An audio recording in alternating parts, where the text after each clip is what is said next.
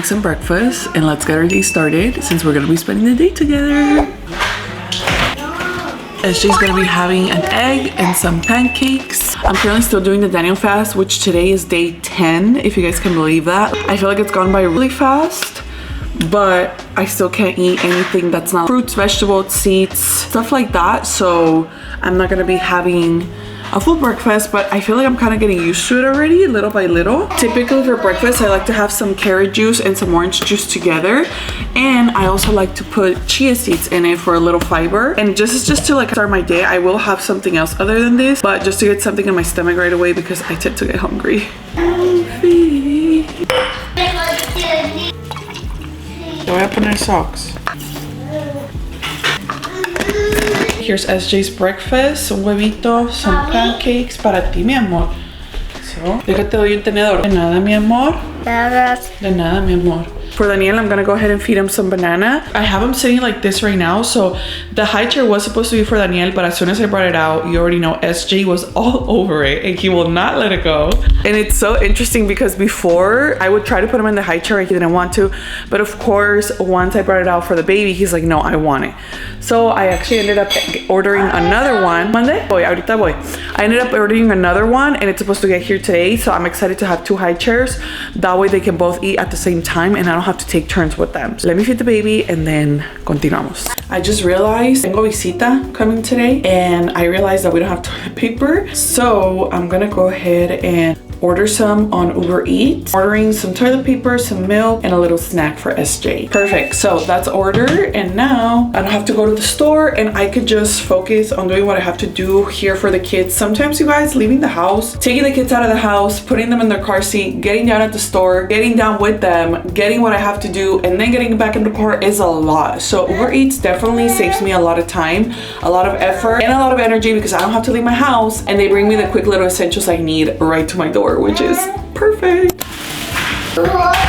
And just like that, in the time that it took the baby to fall asleep, our toilet paper's here and we didn't even have to leave the house. Uber Eats has seriously been saving my life lately because you can order from your favorite restaurants, your favorite snacks, your favorite pharmacies, everything that you need literally in just a couple of clicks. There are deals every day in the app and you can track everything from when they're shopping, when they leave the store, and when they get to your house. No stress, no rushing, just tap a couple times and chill while your stuff gets right to your door. If you're like me and you're always juggling things like nap time, snack times, all the times, this is gonna be your new go-to. And you guys already know I had to get you a deal since this video is sponsored by Uber Eats, so make sure you use code Stacy15 to get $15 off your first order of $20 or more. Just browse, order, and enjoy your Uber Eats. It's already 10:47, you guys, which time goes by so fast. Como les dije hace ratito, tengo visita. I have 2 of my friends coming over literally in 13 minutes, so I just have to change and get ready really quick so that I can host them. And we're just gonna be hanging out, chilling for a little bit. More than anything, I want them to meet each other so they can connect and stuff. So with that, at least we have toilet paper now. And I'm not gonna have to have like napkins in the restroom because that would be very embarrassing. So let me go change and go get ready to greet them.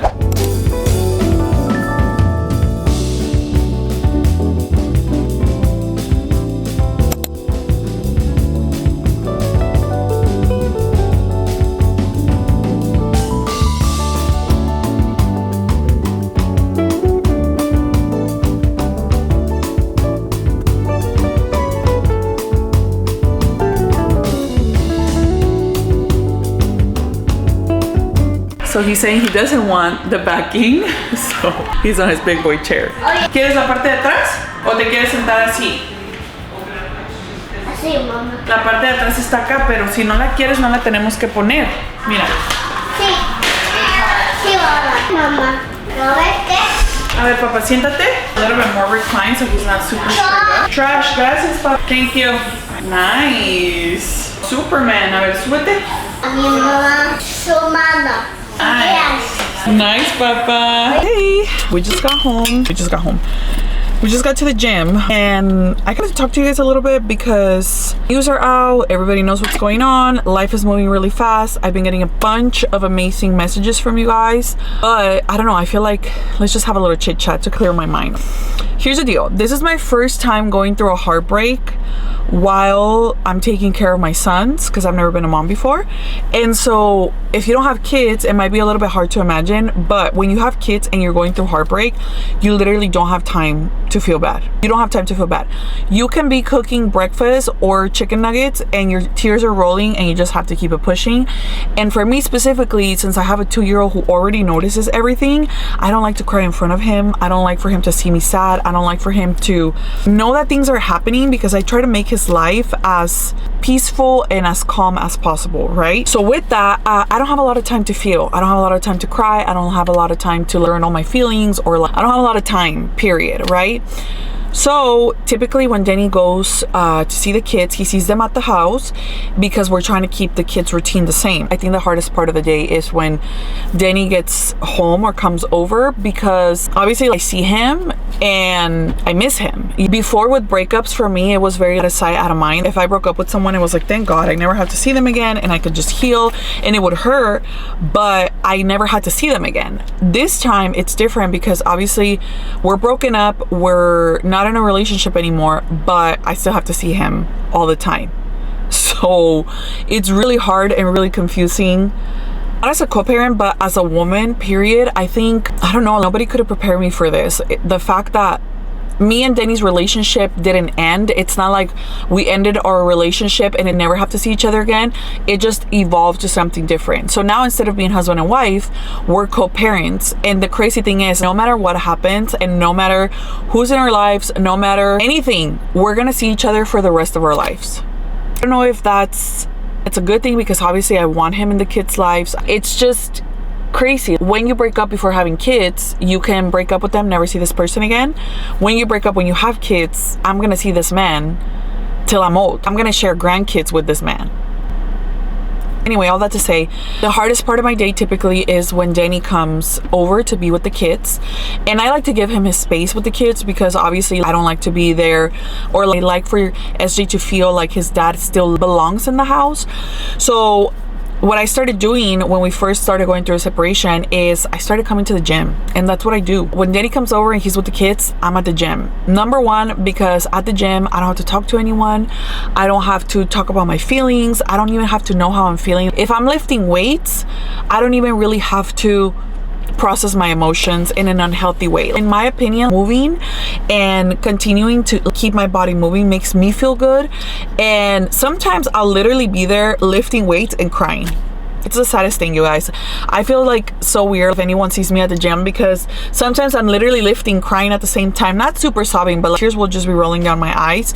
And I'm like, people probably think I'm so weird for this, but I don't know. It's easier for me to come to the gym and cry here and be here than it is to see Denny with the boys, because when I see him with the boys, I see him as a loving father that he is to the boys, and it makes me feel like, I don't know, it just makes me feel sad that we can't be a family of 4 again. So I started coming to the gym. That has helped a lot. Typically when I'm at the gym, I'll be on the phone with my sister and she'll just be talking about whatever, my day, and that helps a lot. But I don't know, every day is so different and every instance is so different. I will tell you guys, one of the comments that I'm seeing on TikTok, which is crazy, I'm trying to stay out of the comment sections because I already have a lot going on and a lot of pain and a lot of confusion and a lot of things going on in my heart that I don't want to add people's negative opinions onto it. So I'm trying to stay out of the comment sections. But one of the comments that I did see was, it doesn't even look like she's going through a heartbreak.